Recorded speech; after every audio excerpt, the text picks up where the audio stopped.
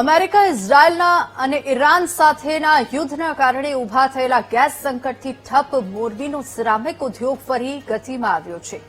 1.5 મહિનાના લાંબા વિરામ બાદ હવે ઉદ્યોગ ફરી ધમધમતો થયો છે ને હાલ મોરબીમાં અંદાજે 575 જેટલા સિરામિક એકમો કાર્યરત થઈ ગયા છે અને ગેસનો વપરાશ પણ નોંધપાત્ર રીતે વધી રહ્યો છે। મજૂરોની અછતનો પ્રશ્ન પણ હવે હળવો બન્યો છે, પરંતુ બીજી તરફ ગેસ અને કાચા માલના વધતા ભાવને કારણે ઉત્પાદન ખર્ચમાં ભારે વધારો થયો છે। ઈરાન ઇઝરાયલ યુદ્ધના કારણે ગેસના ભાવમાં ભારે વધારો થતા મોરબીનો સિરામિક ઉદ્યોગ મુશ્કેલીમાં મુકાયો હતો।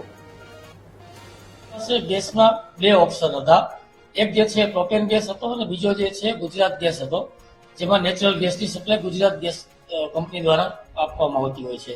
તો પ્રોપેન ગેસ અત્યારે હાલમાં અવેલેબલ નથી, પરંતુ ગુજરાત ગેસ પાસે એટલો ગેસનો પુરવઠો છે કે જેટલો અમારે રાબેતા મુજબ વપરાશ થાય છે। તો અત્યારે બધી કંપનીઓ જે છે ગુજરાત ગેસ ઉપર કાર્યરત થઈ ગઈ છે।